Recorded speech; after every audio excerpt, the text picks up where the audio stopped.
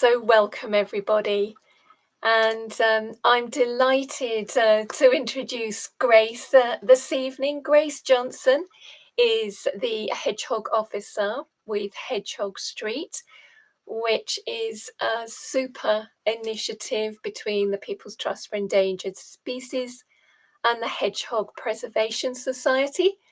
Are you there, Grace? Hello. Well, it's super to see you.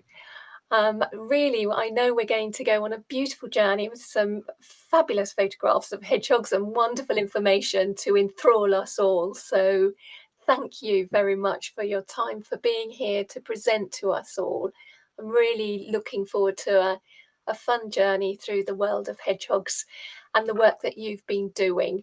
I'm going to turn my screen off and go mute, but I'm still here. So I'm going to hand over to you, Grace. Thank you very much. Lovely. Thanks so much, Claire. Yeah, thank you very much for having me this evening. I'm really excited to be here to talk all things hedgehog, my very favourite topic. So yeah, thank you to Suffolk Wildlife Trust and to Claire. So yeah, it's going to be all about hedgehogs this evening. So a little bit about what I'm going to be talking about, just as a bit of a guide as we go through. So I'll start with a little bit about hedgehogs. I'm sure everybody knows what a hedgehog is, but just to kind of go through a little bit about anatomy, a bit about their ecology, sort of what they're doing at different times of year. We all know and love them, but they are sadly facing a lot of different threats here in Britain, so I'll go through some of those. Hedgehog Street, which is the project that I'm here representing this evening, so I'll tell you all about Hedgehog Street and all of the work that we're doing. The declines that we've seen, again, sadly, it is a struggling species. So I'll talk you through all of the different population data that we have and just sort of talk you through how hedgehogs are doing here in Britain. Some of the research that's going on, there's some fantastic, really interesting research projects. So I'll take you through a few of those. How to help, of course, because there's luckily lots of things that we can do to help our hedgehogs. I've got a few nice case studies as well of sort of research projects and also sort of local projects that are going on that are doing fantastic things. So just to give you a bit of inspiration and just a bit of a flavour of what's being done. And then a few ongoing projects that we have running, a few sort of national, more top level things that are quite exciting and quite interesting to get into. So yeah, first of all, I'll introduce the species that we're all here for this evening. So it's the West European hedgehog. There's actually around 19 species of hedgehog worldwide. I actually had to update that figure quite recently in my slides because it used to be 17, and there's actually been 2 new species discovered quite recently in the Philippines, which is really interesting. You think that we've got all the hedgehogs and then 2 more are found, which is pretty cool. It's Britain's only spiny mammal. Obviously, one of probably the main thing hedgehogs are famous for are those spines all over their body. I'll talk a little bit more about those later on. They're made up of keratin, which is the same material as our hair and nails, which is quite interesting. So it's a sort of modified hair. They've usually got about between 5,000 to 7,000 spines on their body, and they are used for defense, but I'll talk more about that later on. In terms of their senses, they do rely quite heavily on smell and hearing. So obviously we navigate primarily with our eyes. They're much more reliant on their smell. If you're lucky enough to see them out in the garden, you'll see that their nose is always twitching, it's always moving, because that's how they're taking in their environment. They're nocturnal, so that's of course the opposite way around than we are. So they're asleep during the day, and they're active at night. So it does mean that you might think that you don't have hedgehogs in the garden, but they're just coming out at 3 o'clock in the morning when you're asleep. So yeah, opposite way around to what we are. They've got an omnivorous diet, so they eat lots of different things out in the countryside, in our gardens. So they're mainly going to be feeding on sort of insect prey. So if you think about creepy crawlies that you find in the garden, so things like beetles, earwigs, caterpillars, earthworms, things like that. That's going to be the bulk of their diet, but they might also make use of things like carrion, fallen fruit, maybe if it's fallen from trees, and also food that's been left out by people, of course, as well. And I've been hearing a few grisly tales recently of them eating toads in a park in London, quite a few documented cases of the hedgehogs eating the toads, which is a bit grisly, but there you go. Usually brown in colour, which sounds like a bit of a strange thing to say, but there are sort of blonde variations. There's different sort of colour variations, so you do get blonde hedgehogs, and also albinos as well, which are the ones, obviously they don't have any colour pigmentation, so they've got the pink eyes, but they're quite rare, so you wouldn't normally be seeing those out and about. As the name suggests, the West European hedgehog, as you can see on the map down there at the bottom left, they're distributed throughout Western Europe. So obviously found here, but also found across, Spain, Portugal, France, lots of different places.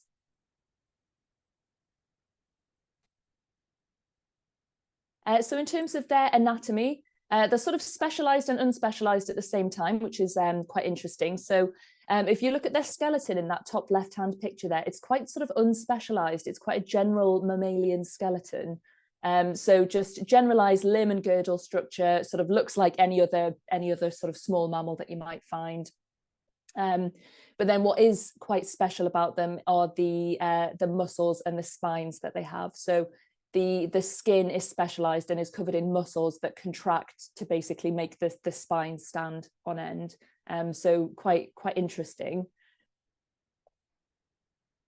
And with that in mind, as I mentioned briefly earlier, those spines are used primarily for defense. So they've evolved those spines as a defense mechanism. They'll curl up in a ball when they feel threatened, and it means that most predators can't get to them. It just protects them. So the first thing that they'll do is frown, which sort of sounds a bit strange, but they'll sort of there's two muscles, a pair of muscles that pull the skin forward over the head to create that frown. And there's another pair that pull the skin backwards over the rear. So it's kind of protecting those vulnerable areas at the first sign of trouble. And then if they continue to feel threatened, they'll curl up into that characteristic ball. And there's one large circular muscle. It's called the orbicularis. I can never say that right, orbicularis. And that large muscle contracts. And what that does is basically pulls the skin down.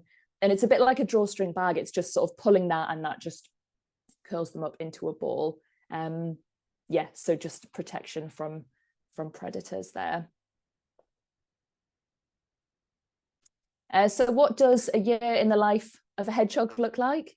So this is very much with a pinch of salt. There's going to be a lot of crossover between seasons. It very much depends on the weather. So it's not, an exact science. But in the winter months, they are going to be hibernating. So usually from kind of November time until around March, but it does very much depend on the weather. It's certainly very cold at the minute, so maybe we're going to see slightly earlier hibernation, I don't know. So it depends on the weather, but also the health and body condition of the hedgehog. They do need to be quite sort of chunky in order to hibernate. They'll usually build a couple of quite sturdy hibernation nests, and they'll swap between those. So they do sometimes rouse during hibernation. So they'll sometimes wake up to feed. They might be swapping nests. And if there's a spell of mild weather in the winter, they might certainly rouse. And in some cases, actually, what we're seeing more and more is reports of them not hibernating at all, which is quite interesting. So whether that's a result of kind of a warming climate, or whether it's to do with people feeding them, really difficult to say, but just quite an interesting observation. Moving into spring, they'll be waking up after hibernation, and they need to replenish the weight and the energy that they've lost over hibernation. So they'll sort of rouse in the spring, feed up lots, and that's gathering energy for the mating season. So males and females mate with multiple partners, and the litters of hoglets have actually been known to have multiple paternities. It's quite a lengthy courtship that goes on. So the male circles the female for sometimes hours at a time. There's a lot of circling and a lot of huffing and puffing. Sort of, I'm not going to try and make the noises, but you've got a good chance of hearing them at that time of year. You'll probably hear them before you see them. Moving on to summer, they'll continue to mate throughout the spring and early summer before having hoglets, which are, of course, baby hedgehogs. And then in the autumn, they go back to preparing for hibernation. It comes full circle. So they're going to be building sturdy nests, eating lots of food to build up energy reserves for hibernation. They can sometimes have a second litter of hoglets in the autumn, but these are unlikely to gain enough weight to survive hibernation. So if you see a small hedgehog at this time of year, it's worth just kind of, you can check the BHPS website, that's the British Hedgehog Preservation Society, or you can call them for advice and they'll just sort of talk you through, they'll ask you a few questions and just see if that is a little hedgehog that might just need a bit of extra help. And then I've added in, just so you can see, a few hoglets. I'm just shamelessly putting those in because they are very cute. So that's what they look like. They're just mini hedgehogs and they're just very sweet. So I just thought I'd include those in there. So a little bit more detail about a couple of those sort of life stages. So hibernation, interestingly, it's not sleep. It very much looks like they're asleep, but it's a little bit more complicated than that. It's a state of inactivity that they go into in order to conserve energy while that insect prey is in short supply during the winter. So in order to conserve energy, they're going to be dropping their body temperature down to just a few degrees to sort of match the environmental temperatures. And their heart's only going to be beating a few times a minute. So they're very vulnerable to disturbance during that time. If they get disturbed by something and they sort of wake up unnecessarily and unexpectedly, it can use up precious energy reserves.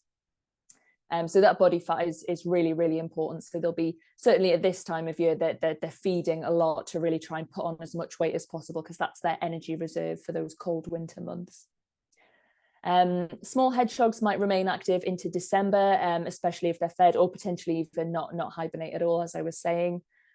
Ideally, they should be weighing around 450 grams in order to hibernate successfully and safely. So certainly if you see a small one at this time of year, that's a bit of a guide. Preferably you want them to be more than 450 grams, but that's a bit of a baseline.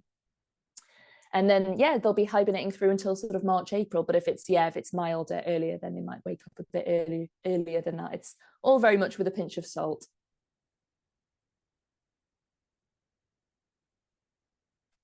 A bit more information about the babies, the hoglets. So you can see on the right-hand side there, a few of they're very young. They're still pink. They're really, really young, possibly hours or days old, those hoglets. So the mother would generally give birth to 4 or 5 young and generally raise around 3 to independence. They don't all survive, sadly. They're born blind, they're pink, and they're quite vulnerable. They're liable to being deserted, or sometimes the mother might even eat them if she feels threatened. So yeah, disturbance at that time of year, sort of in the spring, summer, is potentially quite dangerous. The spines, so they're born without the spines, they're sort of submerged under the skin. The skin's filled with fluid and those spines are underneath there. So that allows them to be born safely, but quite quickly after they've been born, the fluid drains away and the spines emerge. So it just means that quite quickly they've got some form of defense, rather than waiting to grow those spines, which obviously would take a long time and they would be quite vulnerable in the meantime. So they'll leave the nest at about 4 to 5 weeks once they're weaned.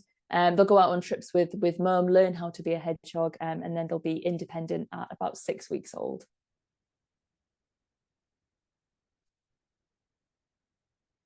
Yeah, so as I briefly mentioned there, the mother might relocate the young. I'll see if I can play this video. This is quite a nice one. So this is likely to be a mother whose nest has been disturbed, and she's just picking them up and just moving them. It is the mothers who do the parenting, the looking after of the babies. The males aren't involved in that. So she might just pick them up and move them if she feels that she needs to. So she'll do that, and then she'll come back and get the next one and drop that one off, and do that as many times as needed.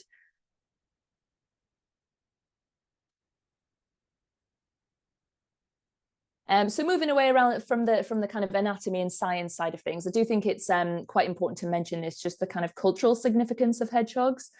So they are, of course, very popular animals. It's why we're all here this evening. Strong public support. They're always winning competitions of Britain's favourite wildlife, Britain's favourite mammal, whatever it might be. And I've just got a few examples here. So on the left-hand side there's actually lots of examples of hedgehogs in ancient Egyptian artifacts, which is pretty cool. So it's a different species there. It's the long-eared hedgehog rather than our West European hedgehog. But it just shows that they've been important to people. They've been part of our lives for thousands of years. The next picture there is Mrs. Tiggywinkle. So that was published back in 1905.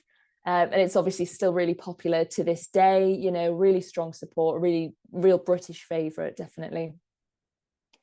And on the right hand side there, I've included just a few Christmas cards, but I mean, hedgehogs are absolutely everywhere. I feel like, you know, when Christmas and my birthday rolls around, I certainly get lots of, you know, whether it's cushions, mugs, stationery, all these things that I feel like hedgehogs are absolutely, they're just having a moment. They're absolutely everywhere at the minute. So yeah, really, really sort of strong cultural significance and a real sort of part of our human culture as well.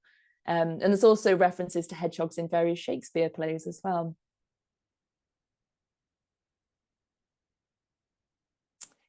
So while they are, of course, very popular, they do sadly face a lot of threats here in Britain. So I've got a few of these here. So just important to kind of highlight.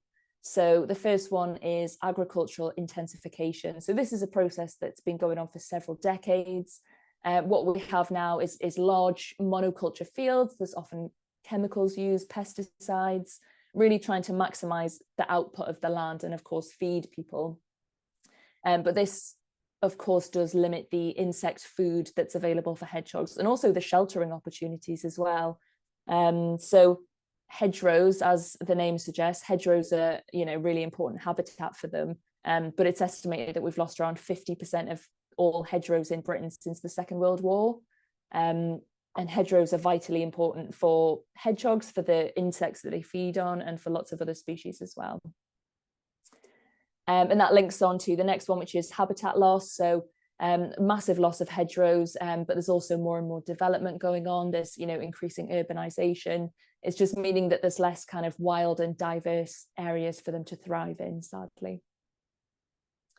Habitat fragmentation, the next one. So even when there are nice pockets of suitable habitat, even when there's, you know, whether it's wildlife friendly gardens or if it is lovely, well-managed hedgerows out in the wider countryside, they are often broken up by walls, by roads, by buildings. And it just means that hedgehogs can't easily access this suitable habitat. They can't move around as much as they need to.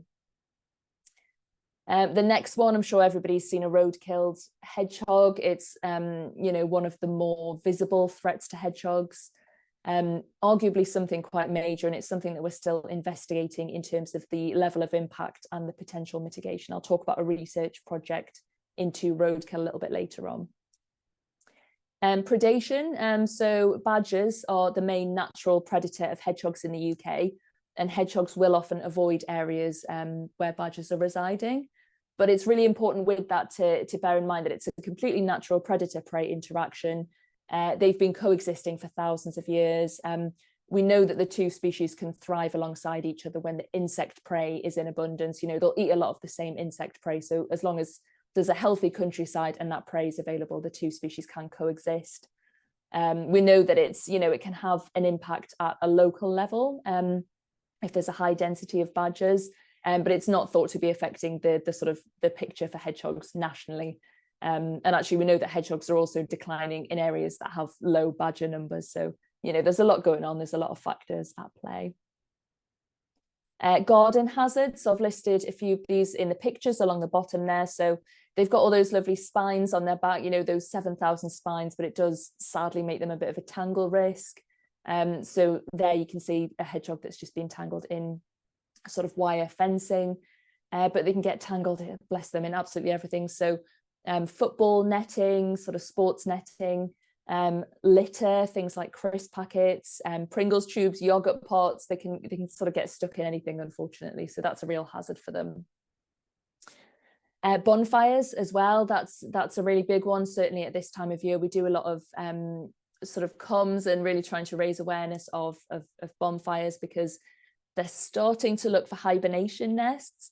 And if they see a lovely big pile of logs, they're going to think that's a perfect place to hibernate, obviously not realizing that it's about to be set on fire. So there's lots of ways to sort of protect them against that. And we've got lots of advice sheets on our website that you can use yourself if you're going to be doing a bonfire, or you can send our information out to local councils or sports clubs or whoever's hosting a big bonfire. Slug pellets, so that's certainly one in the garden. You know, if there's chemicals, it could be poisoning the hedgehog itself, but there's also going to be it's going to be reducing the amount of insect prey available for them. And then the final picture there is a strimmer. So hedgehog rescues report a lot of strimmer injuries throughout the spring and summer, things like lawnmowers as well. Even just going in with a pitchfork into a compost heap, something like that, there could be a hidden hedgehog. So sadly, that is quite a significant hazard for them.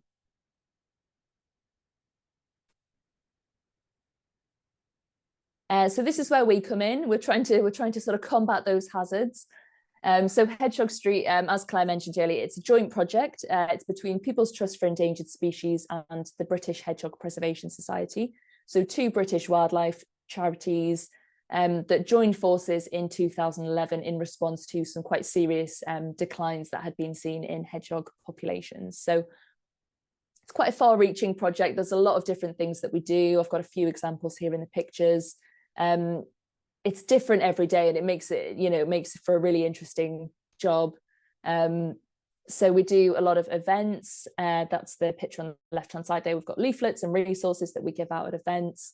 We're really trying to engage with the public to sort of let people know how they can help hedgehogs. And then more widely, we work with important stakeholders, so people like developers, farmers, ecologists, the council, land managers, green space managers, really trying to get the message out of how different people can help hedgehogs in their sort of professional or personal capacity. The next picture there is myself and a colleague helping out on a camera trapping research project. So we support a number of research projects to try and untangle all the different reasons for the hedgehog decline and also look at solutions as well. The next picture, the one in the middle there, is a training course that we run. So that's hedgehog ecology and land management. And that's to try and sort of tackle habitat issues on the ground. So we work with, we've run those courses for sort of councils and park managers, but we get a really broad range of people attending those courses. So, conservation volunteers, wildlife hospitals, ecologists, lots of different people coming to kind of learn about hedgehogs and how they can help. The next picture along there is was our MP species champion, Chris Grayling, but he's retired as an MP now. So he was helping us with issues around policy and legislation with regards to hedgehogs, habitat and other wildlife. So we're going to be looking for a new species MP to help with our policy work. And then the final picture there is me doing a radio interview. So we try and do a lot of campaigns and big press releases to try and get our message out to as big an audience as possible. So we do a lot of talks like this, media interviews, really trying to talk to as many people as we can. So as part of Hedgehog Street, you can register online as a hedgehog champion. And once you're registered, you've got access to lots of online resources. So we've got things like leaflets, invitations for neighbours, posters, things like that to help you get started in your local area. There's also a gallery on there, so you can put your pictures on there, have a look at other people's. There's a forum, so you can chat and ask you questions and swap ideas with people. There's news pages, bit of a hedgehog social media on there, which is quite nice. So that's on hedgehogstreet.org. We've currently got, I think we're actually just shy of 130,000. I was writing these slides and I thought we'll be over 130,000 by then, but I think we're just under. So yeah, lots of registered hedgehog champions, which is fantastic. So as I say, we've got lots of leaflets that are pictured at the top there. So we've got one for just people who have gardens, ways to help in the garden. We've got leaflets for landowners, farmers, developers, anyone sort of who has that impact and could be helping hedgehogs. So once you're registered, you've got access to all of these online resources, and also our monthly e-newsletter that has a bit of a roundup of any news and also kind of, different ways to help hedgehogs at different times of year as well. Another part of our work is the big hedgehog map. So this is part of the Hedgehog Street project. It was set up back in 2015. And this is to let people log sightings of hedgehogs. So if you've seen one that's alive, if it's happily trotting around in the garden, or if it is sadly dead or roadkill, you can log that on there, and it helps us to understand the distribution of hedgehogs across the UK and how that's changing as well. Great. So we've got, Oh, yes. Oh, I just wondered whether that would be the opportunity to ask people and for us to find out if anybody has seen a hedgehog in their local area, one of the polls. Yeah, I was getting to that. I was just gonna I was So just gonna carry talk on, through this, sorry. don't worry. No, that's fine, that's fine. Yeah, so we've got over 150,000 records on there, and that data is shared with the NBN Atlas and various local biological record centres. And then I'll hand over to Claire for the poll. Oh, bless, sorry. I am so sorry to No, jump don't in worry, it's there. fine. No, all And good. Gave me a reminder. no, that's super because we'd chatted about a poll, so we thought we'd here we go. Do you have Here we go. We thought it would be great to know from you, the audience, whether you do have hedgehogs visiting your garden or local green space, to give us an idea in the first instance of the numbers out there. It'd be really super. You are anonymous. We don't know who you are, and please do just let us know so that we have an indication. Thank you. That's great, everybody that's responding and letting us know. It's looking quite positive, and some people there saying no, but obviously wishing that they did. So yes, everybody, if you want to fill that little poll in, and everybody's told us their answer, I'll launch it so that we can see. Thank you, Grace. Oh, brilliant. That's really good to see. Lots of yeses there. So almost half of the people here. So you know all this. You know all about hedgehogs if you've got them visiting. Few people that are saying no, but I don't know. I would maybe think, because they are nocturnal, there's a good chance that they're visiting when you're in bed. So could be a yes. And then we've got, a few don't knows again, because they're nocturnal, I'm sure. And then a few that have had them in the past. But yeah, really good. Lovely. Thank you for that. So I'll just close that. If you just close the poll there, that'll just bring that window back down. Lovely, thank you, Claire. Okay, so on to the next slide. The State of Britain's Hedgehogs report. So this is another thing that the two charities that run the Hedgehog Street project, this is another part of our work. So it's PTS and the BHPS, the logos at the top right-hand side there. So we produce this State of Britain's Hedgehogs report every few years. So the first one was back in 2011, and then we've run them in 2015, 2018, and 2022. And what we started seeing in the 2015 and 18 reports is there was starting to be a difference between urban and rural populations. So we use survey data from lots of different wildlife surveys, and we bring that all together to kind of have a good look at the picture of how hedgehogs are doing. So in this latest report, which was 2022, again, it was that same trend. It's this increasingly apparent differences between urban and rural areas. So in urban areas, in our towns and cities, the picture is of a stable population that's actually starting to show signs of recovery. So it's a little bit of good news, but it's really important to view that in the context of what's gone before, which is quite a long historic decline. So they're not back up to the numbers that they should be, but that decline's slowing down and there's a very slight uptick. So it's a bit of good news, but we need to keep up the momentum. On the rural side of things, unfortunately, those populations are remaining quite low. So we've seen declines of between 30 and 75% in different areas nationally since 2000. You can have a look at the report online. We're actually starting to gather all of the data for the next report, which might be next year, I think. So it's just interesting every few years to just kind of stop and take stock and just kind of see how we're doing, see how the hedgehogs are getting on.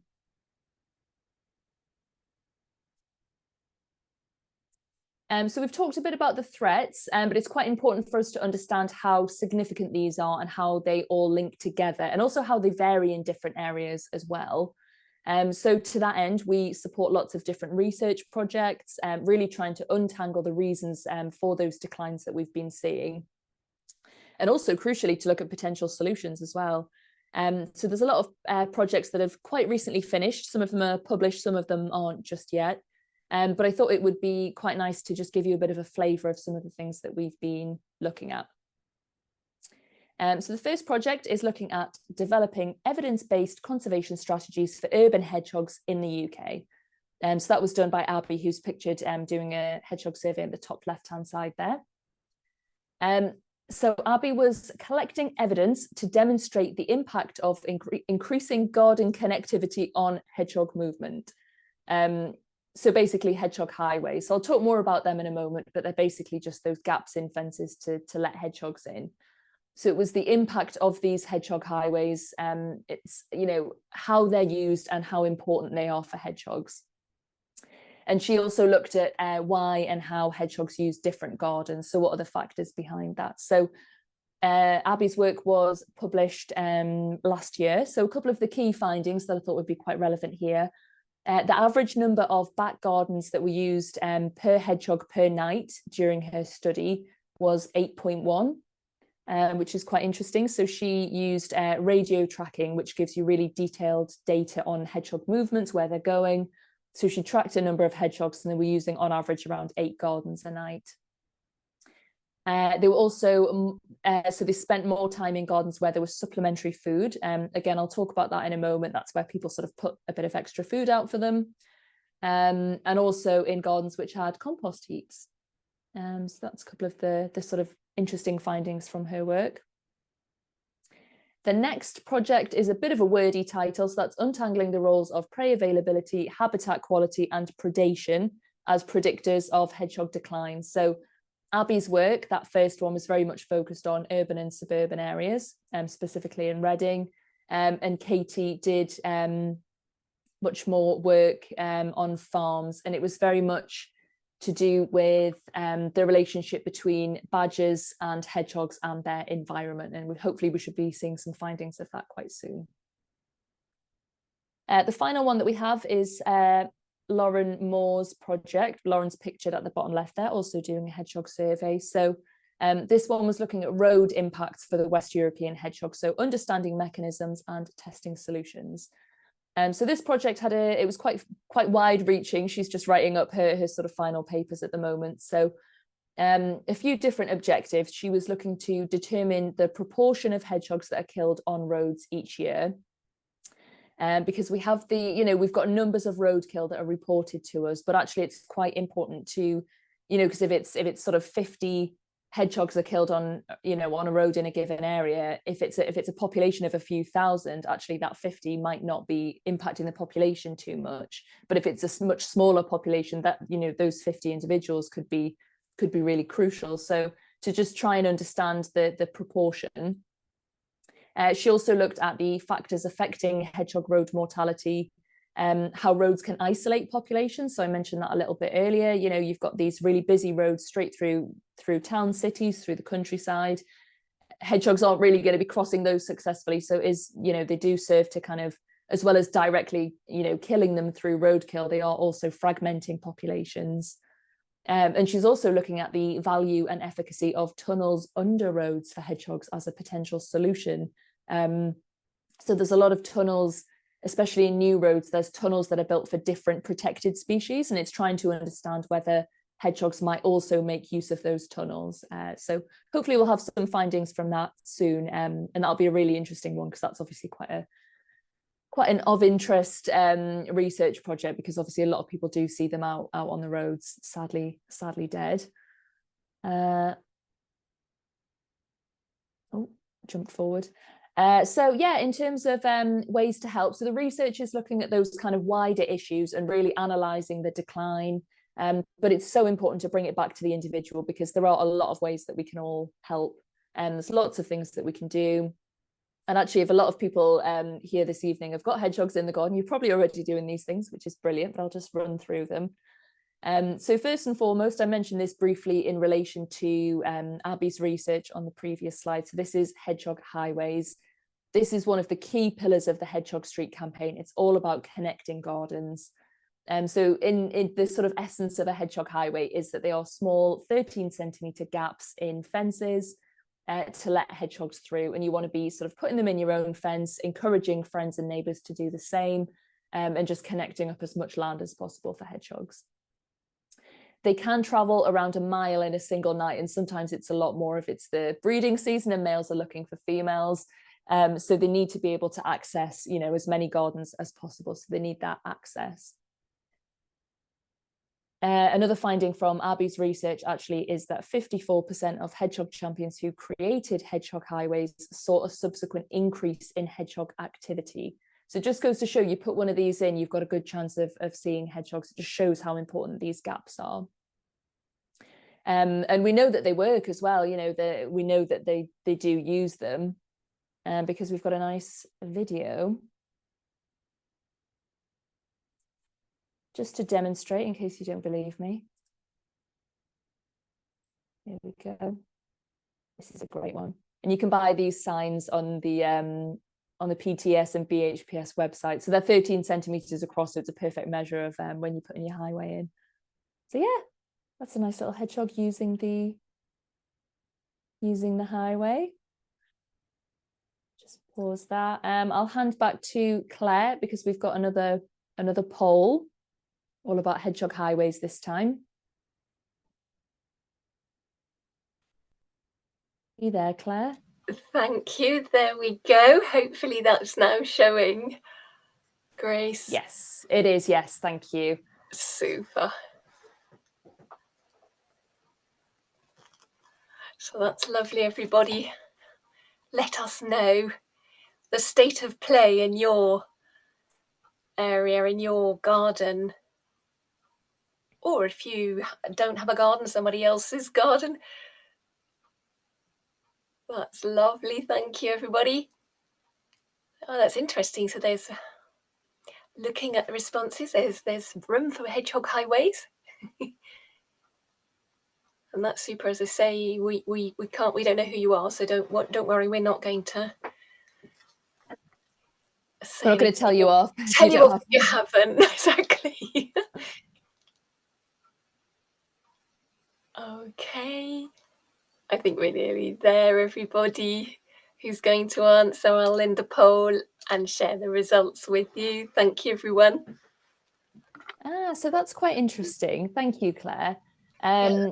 Super. Yeah, so a lot of people saying yes, they do. There's a few no's, and also just those natural gaps, which I think is the case a lot of the time. It's people sort of haven't specifically put in the highways, but there's just, I know certainly in my garden it's just a bit of an old fence, really. So they've just got quite a nice natural gap, which is really good. So yeah, perfect. Interestingly, one of the things that Abby looked at in her research was the sort of barriers to, if you haven't got a hedgehog highway, kind of why is that? And we've used a lot of the findings from that to kind of guide our work, because there was, people have issues around, you kind of want to speak to your neighbour beforehand if you're putting in a highway.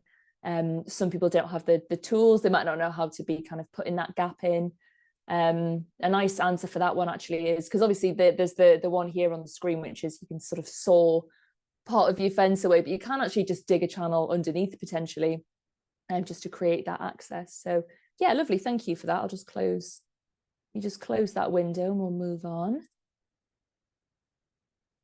So in terms of other things that you can do to help hedgehogs,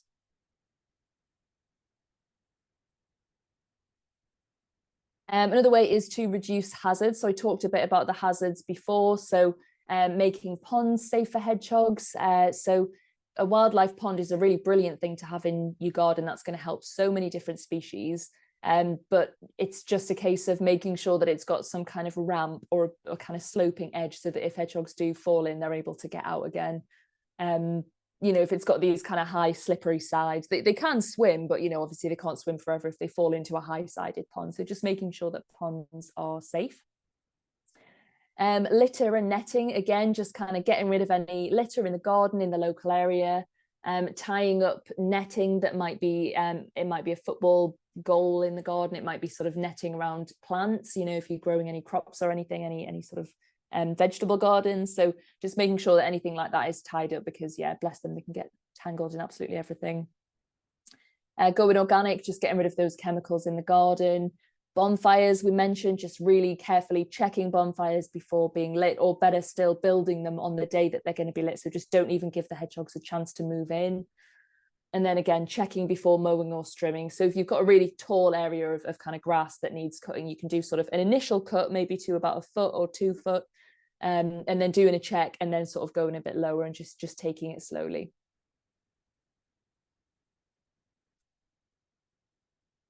Food and water is another good way to help. So they're primarily going to be eating those creepy crawlies that you find in the garden. So your sort of earwigs, your earthworms, but quite a nice way to supplement that, just to sort of top them up, is with a bit of food and water in the garden. So just something like meaty cat or dog food is going to be fine. And clean, fresh water, no bread or milk, no other human food. Just stick to that cat or dog food and the water. And they're gonna absolutely love it, as you can see here. And if you're worried about kind of, because obviously if you're putting cat food out, then you might attract some cats. So we've got lots of ideas on our website for feeding stations, which just stops any sort of unwelcome neighbors, any cat neighbors from pinching the food. And if you do that, you've got a good chance of seeing something like this. My videos are playing very slowly.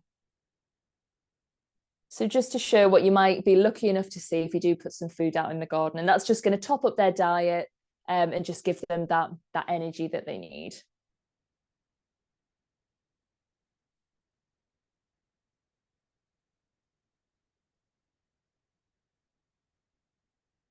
Very, very sweet video. That's one of my favorites. Posing for the camera, they are. It's amazing to see. It's good, isn't it? I love that one. So the next way to help is with hedgehog houses. So they're often going to be making use of kind of natural spaces, so kind of scrubby, overgrown kind of areas in parks, things like that. But a nice way to help them out, especially for hibernation, is with a hedgehog house. So a few examples here. You can build your own. We've got plans on our website. Or you can buy them online. There's lots of different ones available. The key things I would say, just to make sure that they've got either a tunnel entrance, like the one at the bottom left-hand side there, or some kind of dividing wall inside. And that's just so that anything like foxes or dogs can't sort of sniff and reach in, and keep the food separate to the house as well, just so it doesn't attract cats or dogs or anything in the garden. So yeah, dividing wall or tunnel entrance, and yeah, creating a little hedgehog house there. Oh, gone too far. So that's just a few examples. Again, if you kind of put that there, they will, they'll find it and they'll use it.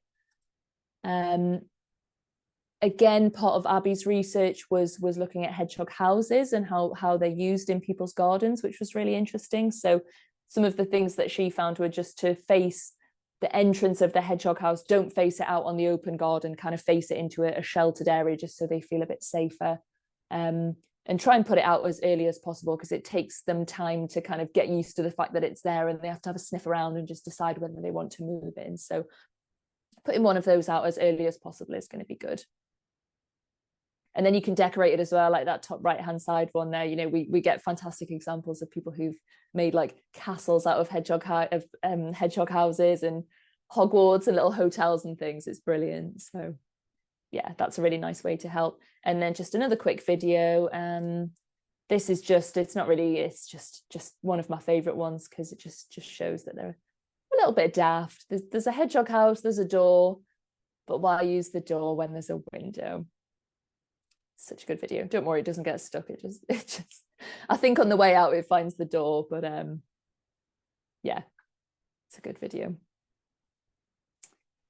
Some other ways to help are lovely wildlife friendly features in the garden. They don't need to be too onerous, too costly. One thing that I've done is just having it just basically a wild corner. So just choose a patch at the back, just let it completely go, let the wildflowers in, let all the leaves fall there, twigs and things, just let it be completely wild and undisturbed. And that's going to encourage all of that lovely creepy crawly prey for them. That's lovely food. And it's also going to provide nice nesting materials. So just have a bit of a wild patch, start to kind of complement that with things like log piles, leaf piles, and compost heaps. Again, just letting those wildflowers in, just sort of, sharing your garden with nature, just letting that insect prey in, and that's going to bring the hedgehogs.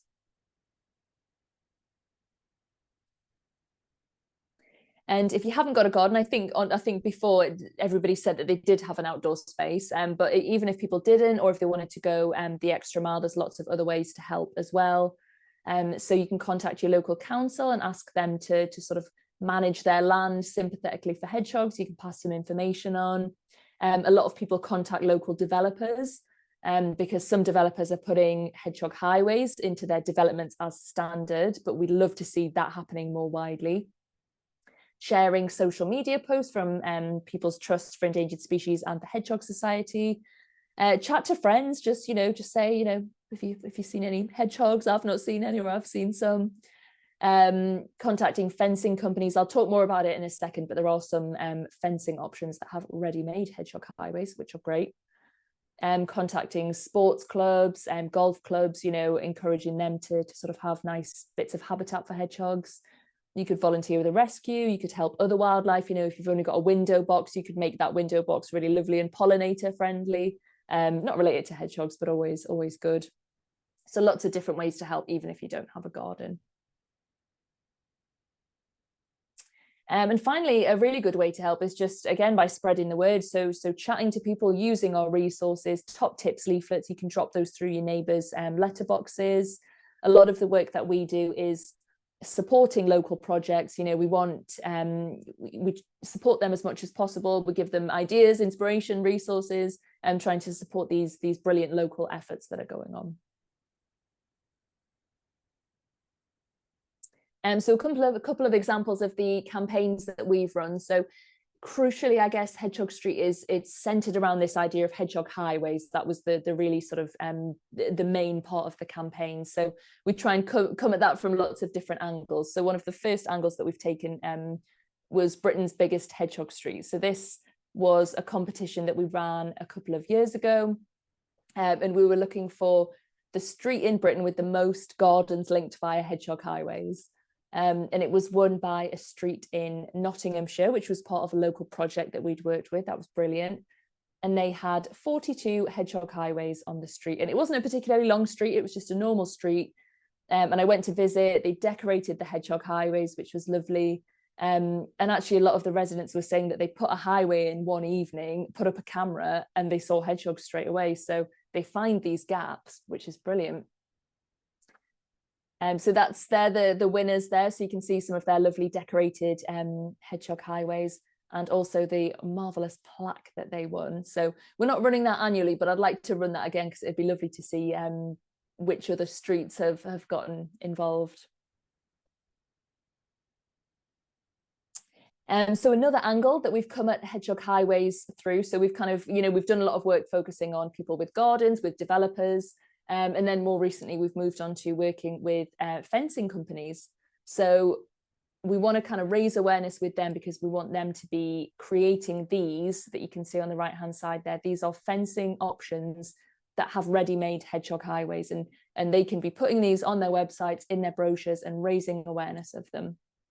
So it's a couple of different companies that are doing this, but we wanted to see that, in a much more widespread way.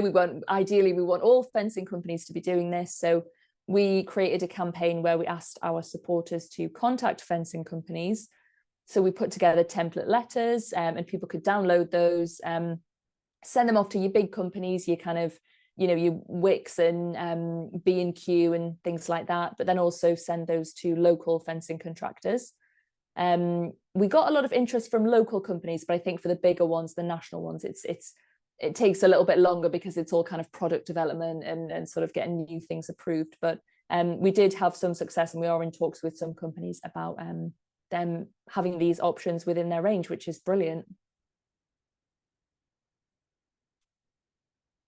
So a couple of case studies now. So I thought this would be a nice one to start with. So this was a local project, a community project that was run by Suffolk Wildlife Trust. It was back in 2016, 2017, certainly before lockdown. It was a few years back now, but I thought this would be a nice one to sort of talk about. And actually, there might be people here who remember this project, which is brilliant. It was before my time in the role, but I've certainly heard a lot of good things about this one. So the project had 4 different aims. So the first one was to better understand and record hedgehog populations in Ipswich. So trying to make Ipswich, I think it was trying to make it the most hedgehog-friendly town in Britain. So through, with that aim in mind, the project partnered with Nottingham Trent University, who still do a lot of brilliant hedgehog research now, trying to contribute to national research efforts. So that included different methods of kind of tracking and monitoring hedgehogs, putting trail cameras in people's gardens to monitor hedgehogs. And there was an equipment loan scheme, which is a brilliant idea. So that was run through the Wildlife Trust, and people could, have a camera for a little bit of time and then sort of see what they found and then send it back, which is a brilliant idea, actually, if anybody's thinking about setting up a local project. And there was also an online map to collect records that people saw as well.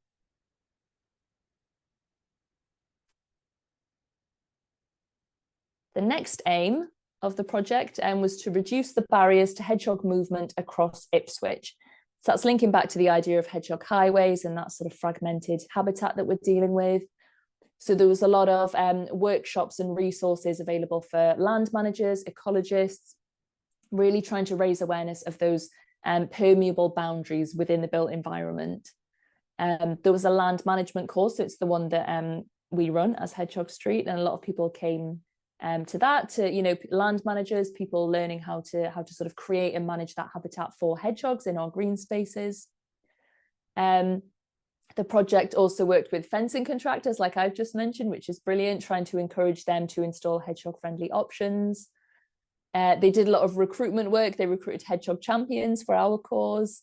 And finally, they also had drilling days. So they had trained volunteers who would come out with a drill and basically put these hedgehog highways in people's fences, which is such a good idea. So people could kind of ring up and book a slot and someone would come out and put the hedgehog highway in, which is such a good way to do things.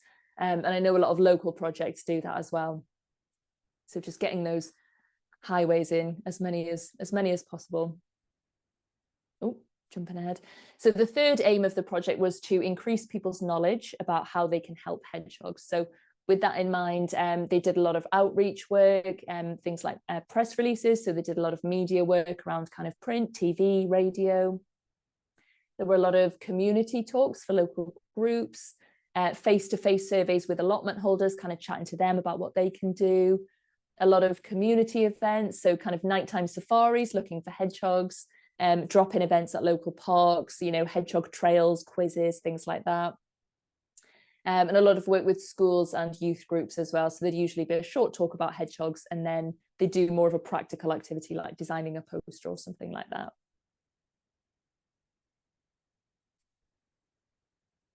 And finally, aim number 4 was to inspire groups of neighbours to act together for hedgehogs and to celebrate their successes.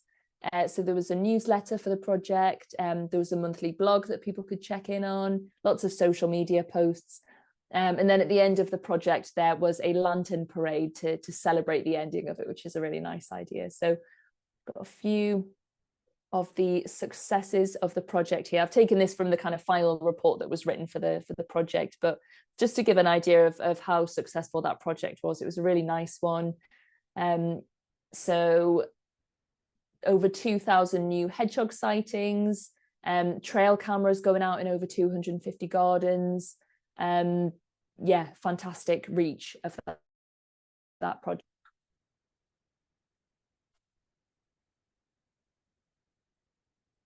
So another case study is Kirtlington in Oxfordshire. So this is quite a nice one. This is a really nice one example of a rural community working together. So it was set up by the Kirtlington Wildlife and Conservation Society. They created a hedgehog superhighway. They really went for it. They linked together over 60 gardens. There's probably more than that now, including the village pub, the church, the school. They had a lot of high profile hedgehog highways where they put little information boards, which is a really nice idea. And they used footprint tracking tunnels to monitor activities. That's sort of where there's like inky pads, and when the hedgehogs walk across them, they leave footprints, and you can sort of identify when they've been in an area. They also host nature walks and talks for local residents. And one challenge they had to sort of overcome was gardens at different levels. So they had kind of step changes, sort of level changes between gardens. So as an example here on the right hand side, that shows just the change in level between one garden and the next of about a foot. So they built a little staircase, and you can see on the right hand side there a hedgehog using that staircase. So that's a bit of a small example, but then on the larger side of things, there was a level change between gardens that was much taller. So the highway at the top of that ramp just leads straight into the next garden, so it's just at a different level. It's not sort of going down a ramp on the other side. But you can see there, that's me pictured on the right hand side there, just to show it's like waist height, that ramp for hedgehogs to use. It's pretty it's a feat of engineering, I would say. And then that led to this, which people might have seen, which is quite a famous video from a few years back. Build it and they will come. They find these ramps, they find the gaps. They're amazing. So yeah, that was a hedgehog highway that was used. So just, yeah, fantastic. Just goes to show.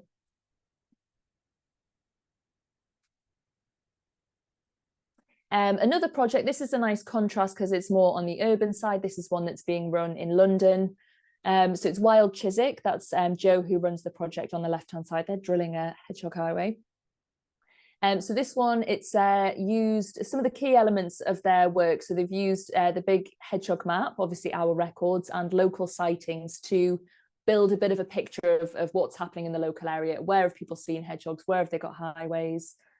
And then she's been with a team of volunteers. I've been out with Joe as well, which was really good fun. So going out with the drill and helping people to install these highways. There are a lot of community talks, and they started working with a local research project as well, which is London Hogwatch, and that's run by the Zoological Society of London. So they put camera traps in different areas of London to try and understand the population. So she's worked with them, and on the right hand side there is a hedgehog that was seen on one of the cameras. So, and this is it's a suburb of London, but it's, you know, it's still quite a busy area, and it just goes to show they're quite adaptable. They can live in these, you know, these busy places. Another case study is Taylor Wimpey. So we have partnered with them. This is kind of, obviously those were local groups. This is another wing of our work, which is working with developers. We work with a lot of local developers, also national developers, to try and ensure that these new build sites that are popping up all over the place are hedgehog friendly and that they're accessible for hedgehogs. So it's not a legal requirement to have hedgehog highways in a development, but it's certainly recommended. So there's the national planning policy framework, and it sort of suggests that new builds should have these, but there's no kind of enforcement of that. They don't have to do it. So it's not compulsory, but a lot of them are keen to sort of try and do what they can. It's a nice sort of marketing opportunity as well. They can say that they're helping hedgehogs, and it's good for us because, you know, we want that land to be accessible for hedgehogs. So we partnered with them a couple of years back, and they're going to be installing hedgehog highways in current and future developments. So it's starting to trickle down now. I think when the decisions are made in head office, it's sort of, you know, it doesn't come into force straight away. But certainly we're starting to see more and more with hedgehog highways. They're going to also be putting in provision of habitat, so things like the hedgehog houses in the green spaces within developments, creating those nesting opportunities. And they also did a lot of work initially to raise awareness of hedgehogs within the company. So they had lots of events and talks and competitions for staff, which was really nice as well. They were quite keen to raise awareness. So very briefly, just to finish off, a couple of new projects that we're running as part of sort of our national hedgehog work. So two very similar names, but they are very different projects. So the National Hedgehog Monitoring Programme and the National Hedgehog Conservation Strategy. So the first one, you might have seen this one. We did a big sort of campaign for this earlier this year, the National Hedgehog Monitoring Programme.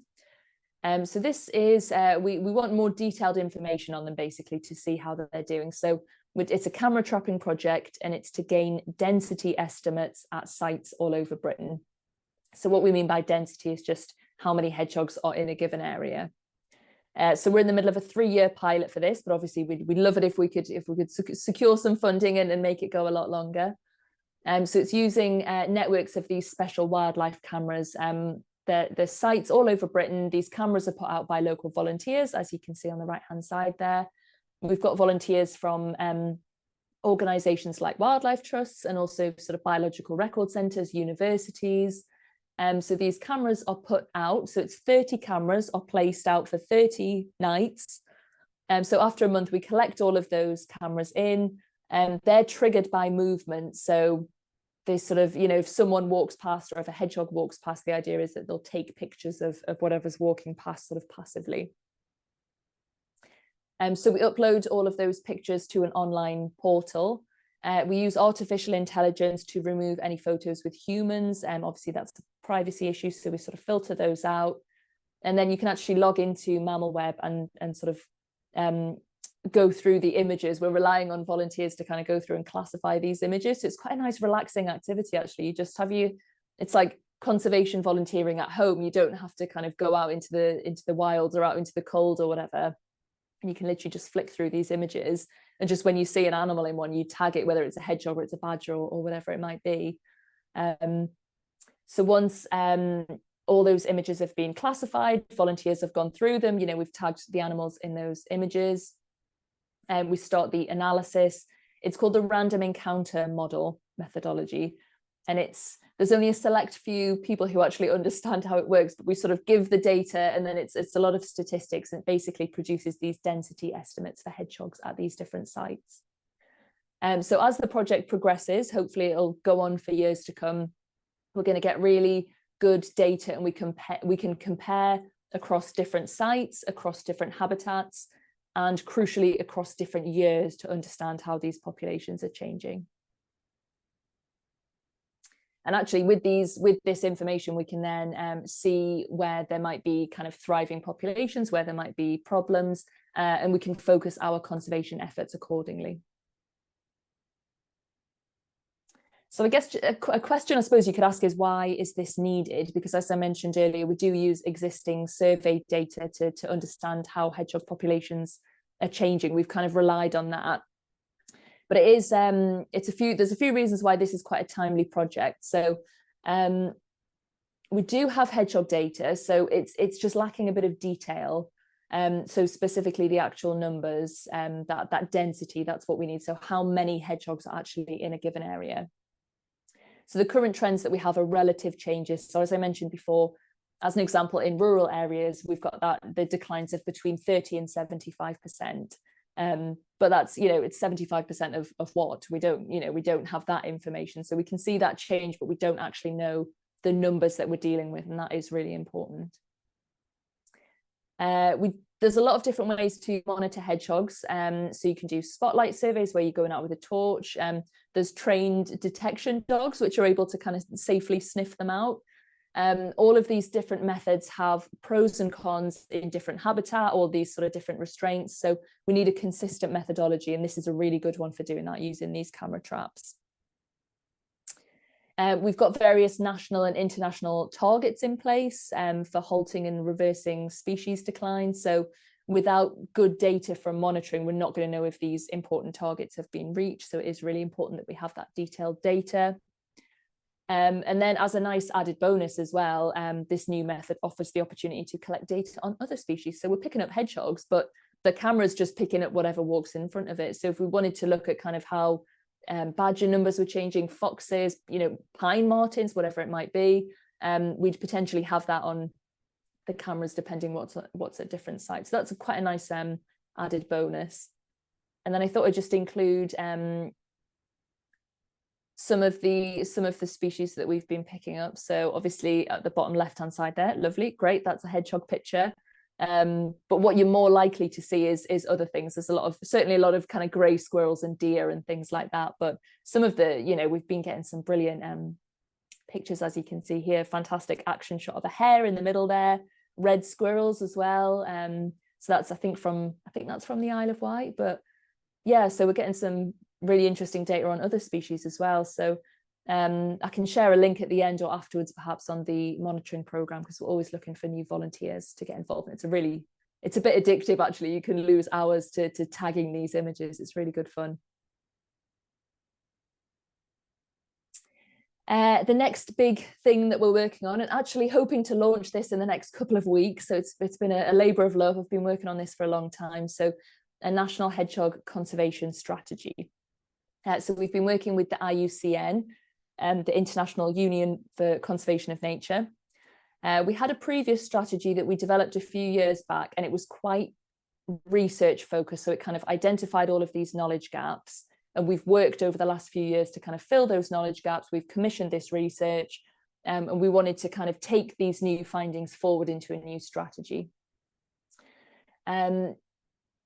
Additionally, that was very much kind of internally focused, our previous kind of work plan strategy. And we wanted to broaden it out to wider stakeholders as well. We thought that was really important. So we worked with a lot of different people, different organizations. So we invited the usual suspects to get involved. So people like researchers, ecologists. We had other environmental charities, worked with like RSPB, Suffolk Wildlife Trust were involved, and wildlife rehabilitators.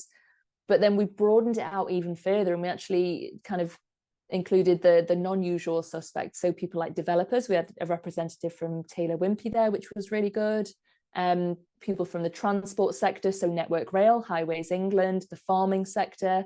We really just wanted to get as many voices as we could within this strategy, because hedgehogs are everywhere, you know, they're very ubiquitous species. So we wanted to kind of invite anybody who might be impacted or could impact a hedgehog strategy.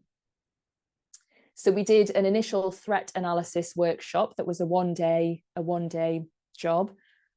And that was, we sort of mapped out all of the threats that hedgehogs are facing. That was down from sort of, you know, an individual getting hit by a strimmer in the garden, all the way up to climate change and like absolutely everything in between. Just really tried to map all of that out. We grouped them all together. We sort of put them into sequences, and we really kind of analysed all of those threats.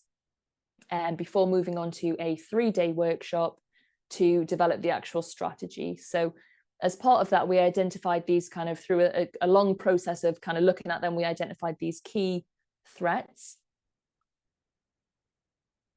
which I've got here. So the first one is a decrease in natural food and associated habitats. So that's, you know, I've touched on that a few times this evening. That's that lack of natural food. You know, with the documented declines of insects, it's really affecting hedgehogs and that sort of habitat that they need as well. So the first threat is quite a biggie. The second one, increased vehicle collisions. Again, we've talked about that. The third one is unintentional mortality due to human intervention, which needs a little bit more explanation. So that's things that people are doing for hedgehogs with good intention. So it's things like supplementary feeding, but that could have an unintended negative consequence. So we're conscious with supplementary feeding that it is having a good effect. It's topping up that, you know, that diet for them and giving them that energy. But we're becoming increasingly aware of potential problems. So you've always got risk of disease transmission. We've certainly seen that with bird feeders as an example. And also there's been research that's found that hedgehogs show increased levels of aggression around feeding stations, sort of between each other and between them and other species as well. So we just need to really try and understand that a little bit better, because it's something that we're encouraging people to do that is good, but it's just that it might have that downside as well. The next one is accidental death and misadventure, which is always a bit of a funny word. But that one again links to people, but it's more the things that we're doing by accident. So it's your strimmer accidents, your bonfires, things like that. The next one is toxin accumulation. So we focused on sort of plastics, microplastics, and litter, obviously them getting tangled, things like that, but also rodenticides. So obviously people putting chemicals down for rats, but then inadvertently affecting hedgehogs as well.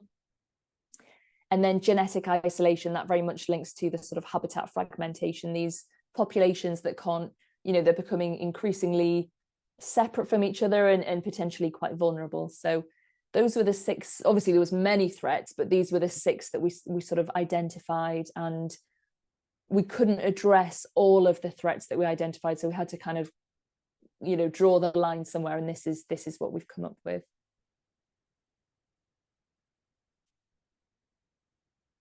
So really these 2 new big projects are going to link together very nicely. So the data from the monitoring is going to tell us the kind of hotspots, the at-risk populations, and then we can plan targeted conservation accordingly. Within the new strategy as well, one of the things that we wanted to do with this was put in place kind of tangible targets. So the data from the monitoring is going to help us sort of inform us how we're getting on with these targets. And really, in summary, these two new things are going to work together to kind of secure this sustainable future for hedgehogs that we're looking for. So I'll leave you with a few final thoughts, and I think we've got one more poll, which is a bit of a call to action. So Claire, if you want to introduce that one. So I've just put a few sort of websites there if anybody wanted to get in touch. So yeah, what is everybody going to be doing moving forward? I think we should have put on there to be sort of volunteer for that fantastic camera monitoring project. So I'm sorry Should have put that anybody there. that we didn't put that as an option on what activities, what actions you can take, but we will put the link in the follow-up email, and by all means let us know in the Q&A and or get in touch and send your details to me. I'll forward those to Grace, or get in touch on the email at the bottom there if you're interested, because that sounds an amazing project. Oh, and it's great. Thank you everybody for having a little read through. You might need to scroll down to see all the different options that there are on the actions that you could take. But thank you all for having a little look there at what action you might take in your garden or your community, in terms of talking to community groups, setting up a community group, or popping a hedgehog highway in your garden, creating a wild corner. Sounds great to me, because that's sort of less work in the garden, and creating a log pile or leaf pile.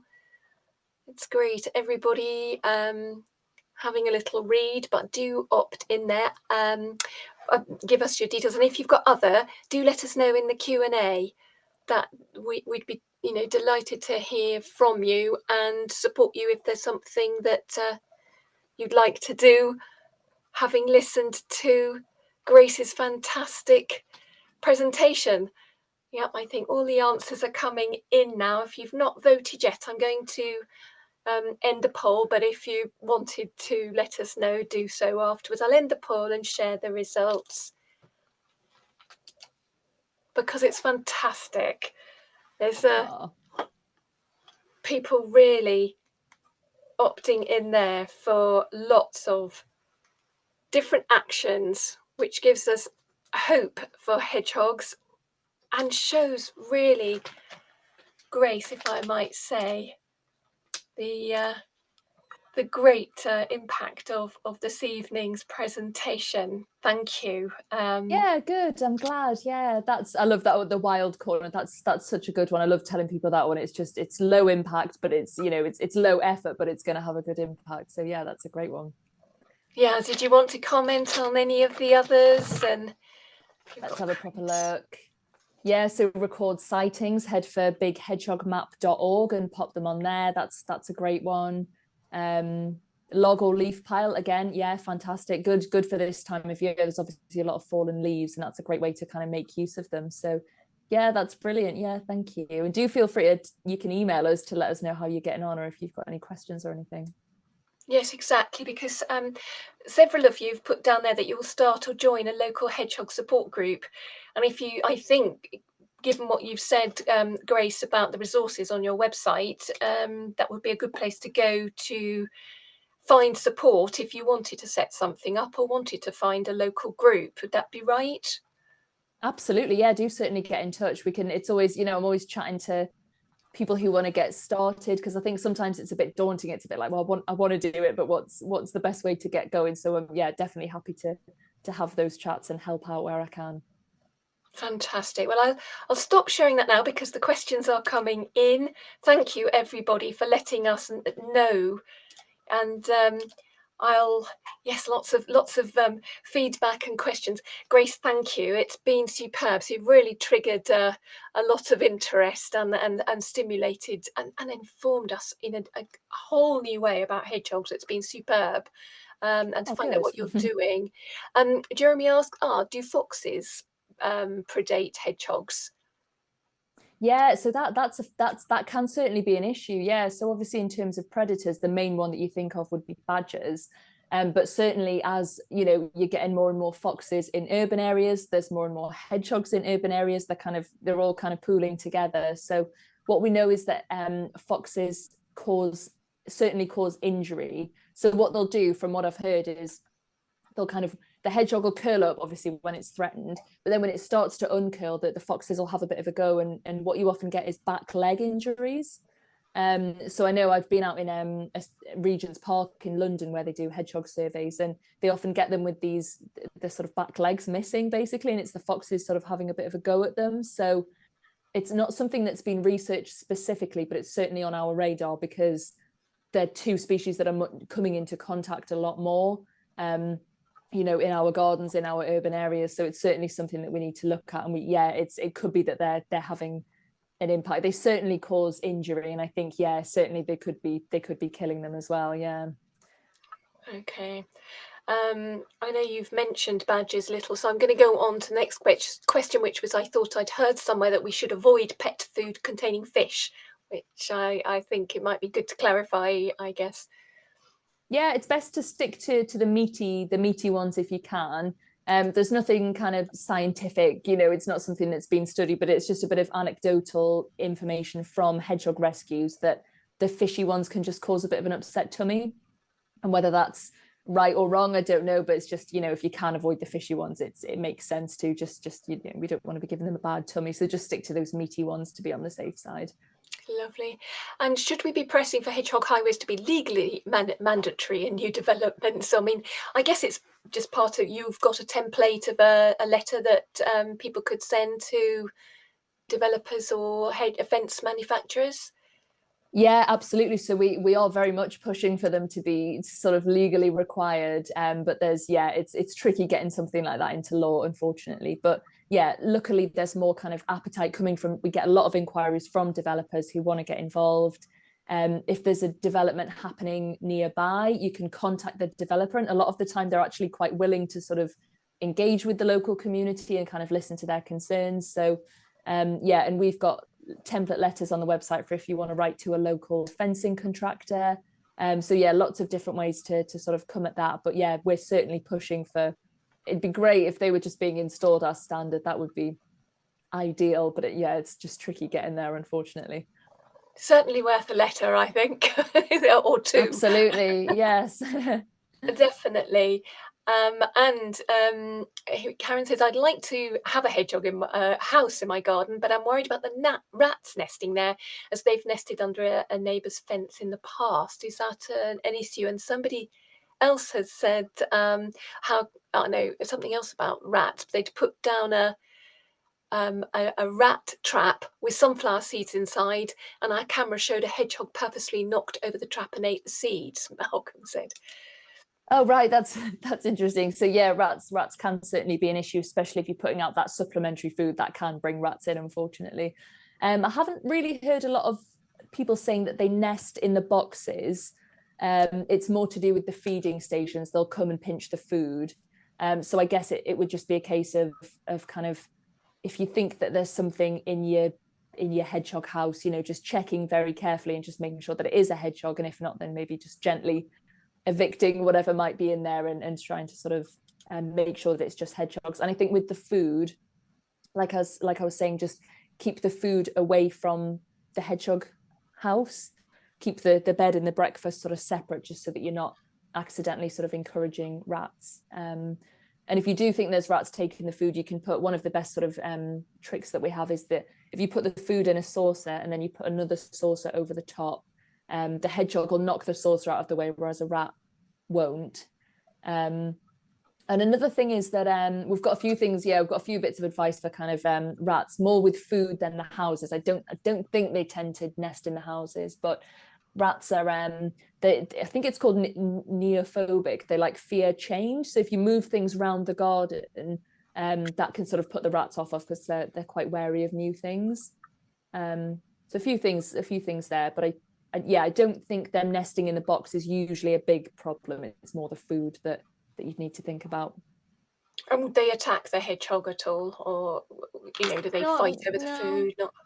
Not particularly. No, not that we've seen. No. And how do you create a hedgehog highway without letting rabbits in? Yes, so the 13 centimeter gap it's usually small enough that most pets aren't going to get out. Obviously, most cats are going to go over the fence. That's small enough that most dogs won't get through. I guess rabbits are a bit of a tricky one. That's not an easy answer. You don't have to kind of put the highway in if you are concerned, with pets and things. It might be easier just sort of not to. Another idea that I saw that someone had done was she had a hedgehog highway in the fence and she just kind of blocked it during the day. So I think she put something like a tray over the highway while I think it was a cat that she had. So she'd let the cat out for an hour, and just while the cat was out, she'd just kind of block that gap. So if it's a case of the rabbit just being out during the day or just for a period of time, you could just block the gap, but then just make sure that it's unblocked afterwards, so that at night time the hedgehog can move around as it needs to, if there are any there. Brilliant. Before I go on to another question, Sharon comments that one of the action under other that she's going to take is to contact her MP to find out what they're going to do for wildlife generally, which I think is absolutely spot on. Sharon, thank you for that. That's a good one. Yeah, definitely.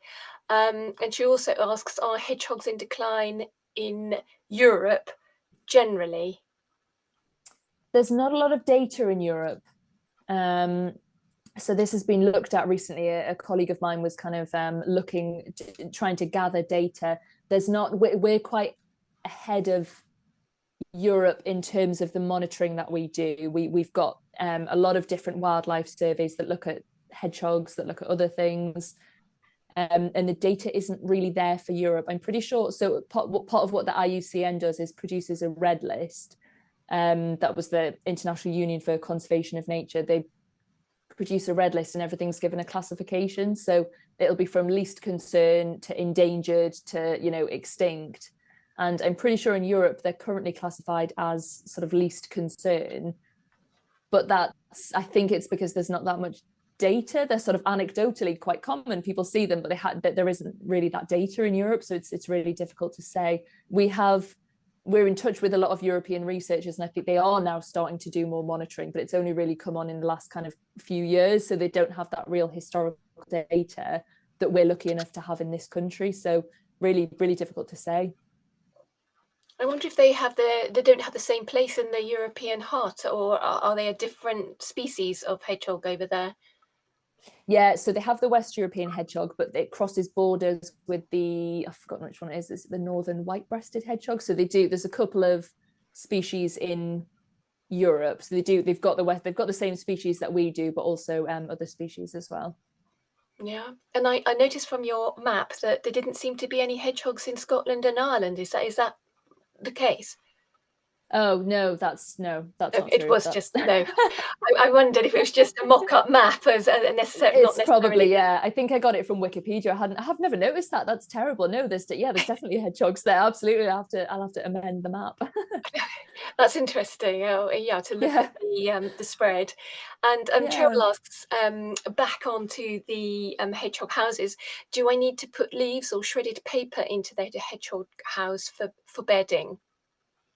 You can do, yes. So what they'll do is generally they'll drag in what they need, because there's the house, but then they'll build a nest inside. So it's worth putting things around the outside, things like leaves, twigs, a bit of straw, maybe, so that they can drag in what they need. You could put a little bit inside, but I think it's more just that access in the garden. And you probably don't need to buy anything special. I think just kind of the nice big fallen leaves that are coming down at the minute, things like twigs, and then they'll long grass maybe, and then they can drag in what they need. Great, that's brilliant. Should we clean the houses each year? Should we clean them out? Yes, you can do. Yeah, it's not a bad idea actually. We've got some advice on the website, because there's good times to do it. So you don't want to be doing it in the winter, because that's hibernation. Obviously, if there's nothing in there, then clean it whenever. But if you've got sort of residents in there, avoiding the hibernation season, avoiding the breeding season. Those are the two really vulnerable times. So going for kind of April time, and then sort of now kind of September, October, before they're hibernating. And just sort of rinsing it off with some boiling water. We've got a really good advice page on the website actually that I can send to you, Claire, for circulation. Just goes through kind of, because you want to check there's nothing in there, so it's just a few steps to kind of take to check, to do it at the right time of year, check there's nothing in there, and then kind of how to do it. So I can send that on. Great, that would be really handy. Alan, I know you've asked. Alan has a wildlife-friendly garden, and they've put up camera traps to monitor other wildlife, but no hedgehogs. And they do have a lot of badgers in the area.